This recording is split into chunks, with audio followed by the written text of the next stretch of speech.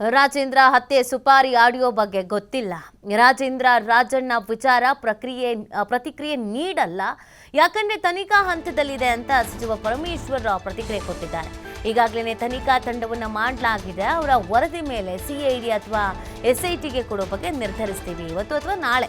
ಯಾವ ತನಿಖಾ ತಂಡ ಅಂತ ಅನೌನ್ಸ್ ಆಗುತ್ತೆ ಅಂತ ತುಮಕೂರಿನಲ್ಲಿ ಗೃಹ ಸಚಿವ ಪರಮೇಶ್ವರ್ ಹೇಳಿಕೆ ಕೊಟ್ಟಿದ್ದಾರೆ. ಅಂದ್ರೆ ಈಗ ಪ್ರತಿಕ್ರಿಯೆ ಕೊಡಕ್ಕಾಗಲ್ಲ, ಯಾಕಂದ್ರೆ ತನಿಖಾ ಹಂತದಲ್ಲಿದೆ ಅಲ್ವಾ. ಈ ಸಂದರ್ಭದಲ್ಲಿ ಏನು ಹೇಳಕ್ಕಾಗಲ್ಲ ಅಂತ ಪ್ರತಿಕ್ರಿಯೆ ಕೊಟ್ಟಿದ್ದಾರೆ. ಮತ್ತೆ ಎಸ್ಐಟಿಗೆ ವಹಿಸ್ತಾರೋ ಸಿಐಡಿ ಕೊಡ್ತಾರೋ ಇದೊಂದು ಪ್ರಶ್ನೆ ಇದೆ. ಅದಕ್ಕೆ ಇವತ್ತು ಅಥವಾ ನಾಳೆ ಇದ್ರ ಬಗ್ಗೆ ಡಿಸೈಡ್ ಮಾಡಿ ಅನೌನ್ಸ್ ಮಾಡ್ತೀವಿ ಅಂತ ಕೂಡ ಹೇಳಿದ್ದಾರೆ.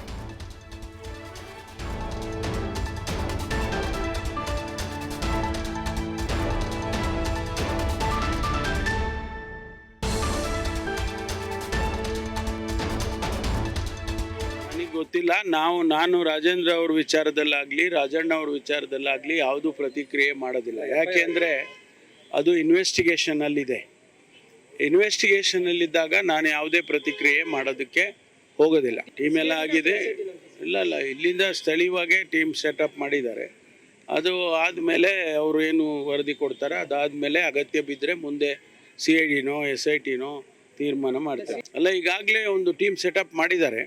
ಆ ಟೀಮ್ ಬಂದು ಅವರು ತನಿಖೆ ಮಾಡ್ಕೊಂಡು ಹೋಗ್ತಾರೆ. ಅವ್ರು ಗಮನಿಸ್ತಾರೆ. ನನ್ನ ಗಮನಕ್ಕೆ ಬಂದರೆ ಪ್ರಯೋಜನ ಆಗೋದಿಲ್ಲ. ಅವ್ರ ಗಮನಕ್ಕೆ ಬರಬೇಕಲ್ಲ. ಇನ್ವೆಸ್ಟಿಗೇಷನ್ ಮಾಡೋವ್ರ ಗಮನಕ್ಕೆ ಬರಬೇಕು.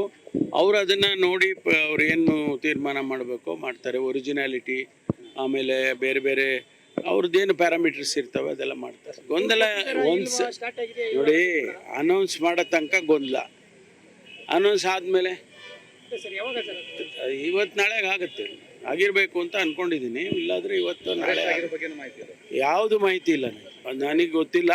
ನಾನು ರಾಜೇಂದ್ರ ಅವ್ರ ವಿಚಾರದಲ್ಲಾಗಲಿ ರಾಜಣ್ಣ ಅವ್ರ ವಿಚಾರದಲ್ಲಾಗಲಿ ಯಾವುದೂ ಪ್ರತಿಕ್ರಿಯೆ ಮಾಡೋದಿಲ್ಲ. ಯಾಕೆಂದರೆ ಅದು ಇನ್ವೆಸ್ಟಿಗೇಷನಲ್ಲಿದೆ.